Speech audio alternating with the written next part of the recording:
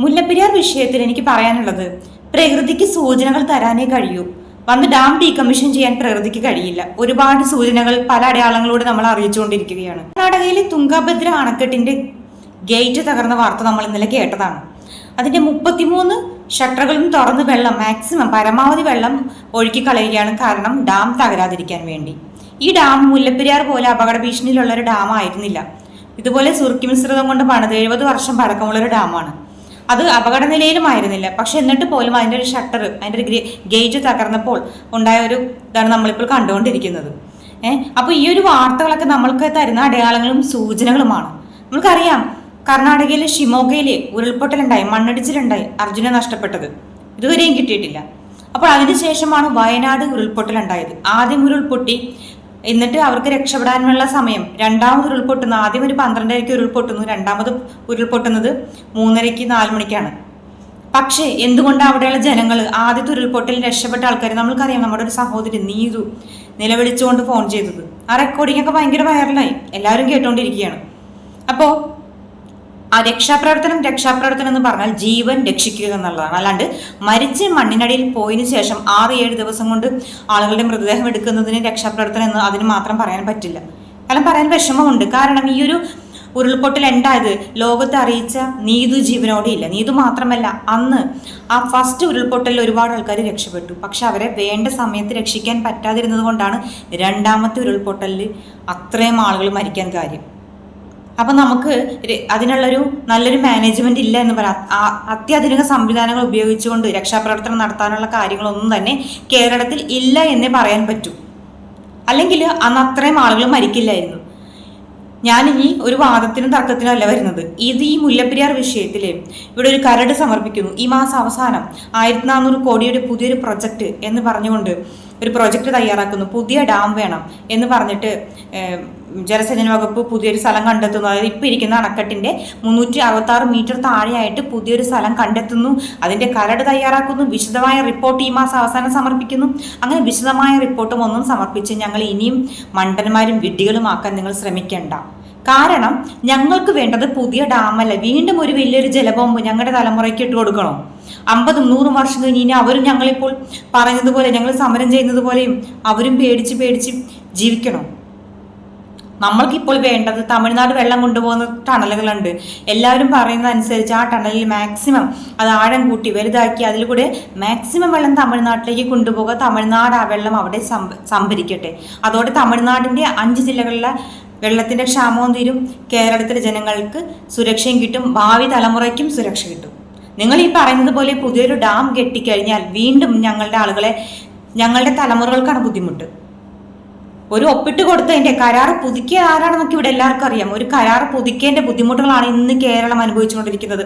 ഇതാരും രാഷ്ട്രീയമായി വൽക്കരിക്കരുത്. നിങ്ങൾ നമുക്ക് രാഷ്ട്രീയം വേണ്ട എന്ന് ഞാൻ പറയുന്നില്ല.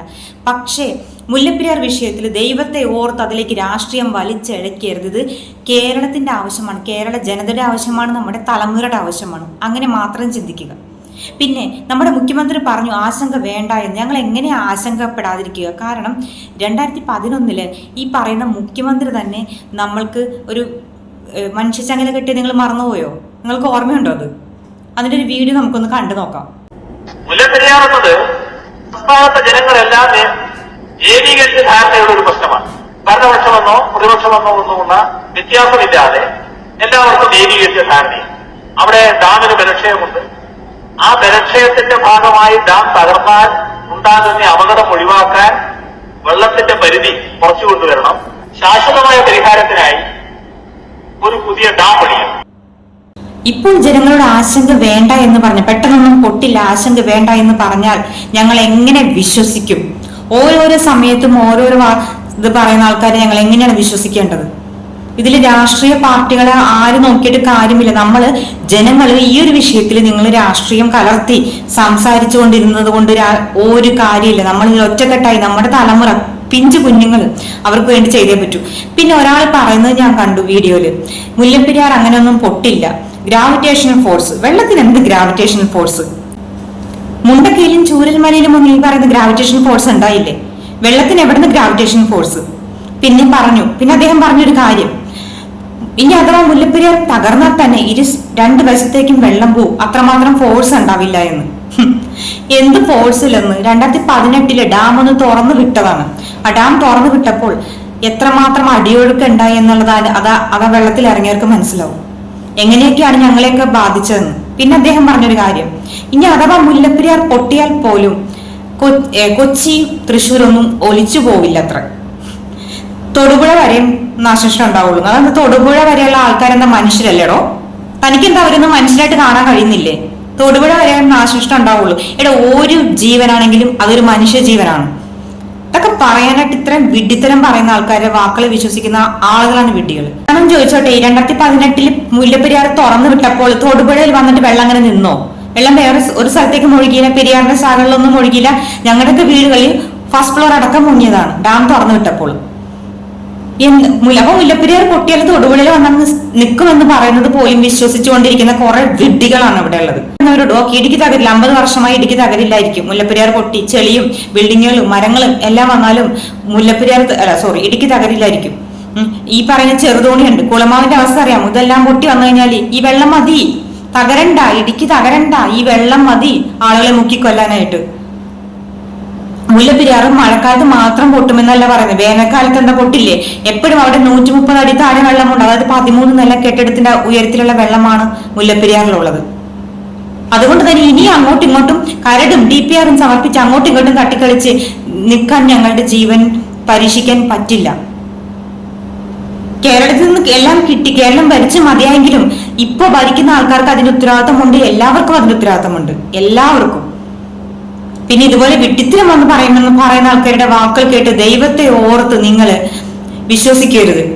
ഈ മുല്ലപ്പെരിയാർ പൊട്ടണമെന്നുള്ള ഒരാഗ്രഹവും എനിക്കില്ല. പക്ഷേ വരാൻ പോകുന്ന വലിയ ദുരന്തം തടയാൻ വേണ്ടി എല്ലാവരും ഒറ്റക്കെട്ടായി നിന്നേ പറ്റൂ. അപ്പൊ അതിനിടയിലാണെന്ന് പറയുന്നത് തൊടുപുഴ വരെ ആൾക്കാർക്ക് പ്രശ്നമുള്ളൂ. പക്ഷെ ലജ്ജ തോന്നുന്നു ഇങ്ങനെയുള്ള ആൾക്കാരെ ഓർത്തിട്ട്. അയാൾക്ക് തൊടുപുഴ വരെയുള്ള ആൾക്കാരുടെ ജീവന് ഒരു വിലയില്ല. അയാൾ പറയുന്നത് തൊടുപുഴയിൽ വന്നാൽ പിന്നെ അവരവിടെ തള്ളിപ്പിടിച്ച് നിൽക്കുമായിരിക്കും തൊടുപുഴയിൽ നിന്ന് അങ്ങോട്ടും ഇങ്ങോട്ടും പോകാതിരിക്കാൻ വേണ്ടി. രാഷ്ട്രീയം എല്ലാവർക്കും വേണം സുഹൃത്തുക്കളെ, രാഷ്ട്രീയം വേണ്ട എന്ന് ഞാൻ പറയില്ല. എന്റെ രാഷ്ട്രീയമായിരിക്കില്ല നിങ്ങളുടെ രാഷ്ട്രീയം. രാഷ്ട്രീയത്തിൽ നമുക്ക് പലപ്പോഴും പലതരത്തിലുള്ള അഭിപ്രായങ്ങളുണ്ടാകും, ഭിന്നതകളുണ്ടാകും, വികസനത്തിന്റെ കാര്യത്തിലായിക്കോട്ടെ, എന്തിന്റെ കാര്യത്തിലായിക്കോട്ടെ. പക്ഷേ ഈ മുല്ലപ്പെരിയാർ എന്ന് പറയുന്ന വിഷയത്തിൽ ദൈവത്തെ ഓർത്ത് നിങ്ങൾ രാഷ്ട്രീയം തലക്ക് പിടിച്ച് രാഷ്ട്രീയ ചിന്തകളുമായി ഇരിക്കാൻ പാടില്ല. നമ്മുടെ കേരളത്തിന് വേണ്ടി, നമ്മുടെ തലമുറയ്ക്ക് വേണ്ടിയുമാണ്. ഉറങ്ങുന്നവർ നമുക്ക് എഴുന്നേൽപ്പിക്കാൻ പറ്റും, ഉറക്കം നടിക്കുന്നവർ നമുക്ക് എഴുന്നേൽപ്പിക്കാൻ പറ്റുമോ? നിങ്ങൾക്ക് തോന്നുന്നുണ്ടോ? പിന്നെ പറയുന്നവരോട് മുല്ലപ്പെരിയാർ ഇപ്പൊ ഭയങ്കര സ്ട്രോങ് ആണ്, പൊട്ടില്ല എന്ന് പറയുന്നവരോട് അഡ്വക്കേറ്റ് റസൽ ജോയ് പറഞ്ഞൊരു കാര്യം ഞാൻ പറയുകയാണ്. 100 വയസ്സുള്ള ഒരു മുത്തശ്ശി അവർ 100 വയസ്സായിട്ട് മരിച്ചില്ല എന്ന് പറഞ്ഞ് ജീവിതത്തിൽ അവർ മരിക്കില്ല എന്നാണോ? അതുപോലെയാണ് ഇവരുടെ വർത്താനം, അതുപോലെയാണ് അവർ സംസാരിച്ചുകൊണ്ടിരിക്കുന്നത്. ആ മുത്തശ്ശി എന്തോ ഒരിക്കലും മരിക്കില്ല, 100 വയസ്സ് പിന്നിട്ടു, ഇനി മരിക്കില്ല എന്ന് പറഞ്ഞ പോലെയാണ്. ഇത്രയും വർഷം മുല്ലപ്പെരിയാർ ഒന്നും സംഭവിച്ചില്ല, ഇനി സംഭവിക്കില്ല. ഇത് രണ്ടാമത് റിപ്പയർ ചെയ്ത എഞ്ചിനീയർ തന്നെ പറയുന്നുണ്ട്, എത്ര നമ്മൾ റിപ്പയർ ചെയ്തെന്ന് പറഞ്ഞാലും പുതിയ ആ ഡാം കെട്ടുന്ന അത്രയും ശക്തി ഒരിക്കലും ഉണ്ടാവില്ല. കാലപ്പഴക്കം കൂടുന്തോറും എന്താ പറയാ, ഞാൻ കഴിഞ്ഞ വീഡിയോയിൽ ഞാൻ പറഞ്ഞതാണ്, കാലപ്പഴക്കം കൂടുന്തോറും വീര്യം കൂടാനത് വീഞ്ഞല്ല, മുല്ലപ്പെരിയാർ ഡാമാണ്, മനസ്സിലായോ? അപ്പൊ അതുകൊണ്ട് തന്നെ ആശങ്ക വേണ്ടെന്ന് പറഞ്ഞാൽ ഞങ്ങൾ ആശങ്കപ്പെടും. ഞങ്ങൾക്ക് ആശങ്കപ്പെടാതിരിക്കാനും പറ്റില്ല. കാരണം ഈ പറയുന്ന മന്ത്രി തന്നെ അന്ന് പറഞ്ഞിട്ടുണ്ട് മുല്ലപ്പെരിയാറിന്റെ കാര്യത്തിൽ. ആ വീഡിയോ ഞങ്ങൾ കണ്ടതാണ്. അപ്പൊ പെട്ടെന്ന് ഇത്രയും വർഷം കൊണ്ട് പെട്ടെന്ന് മുല്ലപ്പെരിയാറിന് ശക്തി വെച്ചോ? അങ്ങനെയാണെങ്കിൽ അതൊരു അത്ഭുത പ്രതിഭാസമായിട്ട് കണക്കാക്കേണ്ടി വരും. കാരണം വർഷങ്ങൾ കൂടുന്തോറും ശക്തി പ്രാപിച്ചുകൊണ്ടിരിക്കുന്ന മുല്ലപ്പെരിയാർ. ഈ മുല്ലപ്പെരിയാർ വിഷയത്തെ കുറിച്ച് സംസാരിക്കുന്ന ആൾക്കാർ വന്ന് തെറി പറയാനും അല്ലെങ്കിൽ ആ സോഷ്യൽ മീഡിയയിൽ ആൾക്കാർക്ക് കംപ്ലൈന്റ് എടുക്കാനും ആ ഒരു സമയം മതിയല്ലോ ഈ ഒരു വിഷയത്തിന് വേണ്ടി നിങ്ങൾക്ക് ഇറങ്ങാനായിട്ട്. പ്രതികരിക്കുന്ന പ്രകൃതിയുടെ ഒരു അവസാന മുന്നറിയിപ്പാണ്, അത്രേ എനിക്ക് പറയാനുള്ളൂ. ഒരുപാട് മുന്നറിയിപ്പുകൾ പ്രകൃതി തരുന്നുണ്ട്. പ്രകൃതിക്ക് വന്ന് ഡാം ഡീകമ്മീഷൻ ചെയ്യാൻ പറ്റില്ല. ഇതിനുള്ള ഏറ്റവും ഫസ്റ്റ് ഇനി പുതിയ ഡാം നിർമ്മിക്കുന്ന ഒരു 5-8 വർഷം വരെ ഞങ്ങൾ ഉണ്ടാവും എന്ന് നിങ്ങൾക്ക് ഉറപ്പു തരാൻ കഴിയുമോ സർക്കാർ? ഞങ്ങൾക്ക് വേണ്ട ഒരു ആവശ്യം എന്ന് പറഞ്ഞാൽ ഡാമിലുള്ള മാക്സിമം വെള്ളം ജലനിരപ്പ് താഴ്ത്തുക, അത് ടണൽ കെട്ടി തമിഴ്നാടിന് കൊടുക്കുക. ആ ഒരു ആവശ്യം തന്നെയാണ് ഇപ്പോൾ ജനങ്ങൾക്ക് അനുകൂലമായ ഒരു നടപടി എന്ന് പറയുന്നത്. ദൈവത്തെ ഓർത്ത് കുറച്ചെങ്കിലും ആത്മാർത്ഥത കേരള ജനതയോടുണ്ടെങ്കിൽ ആരെങ്കിലും ഇതിന് മുന്നിട്ടിറങ്ങി ഈ ഒരു വിഷയം അവതരിപ്പിച്ച് ഞങ്ങൾക്ക് വേണ്ട അനുകൂല നടപടി ഉണ്ടാക്കി തരണമെന്ന് അഭ്യർത്ഥിക്കുന്നു.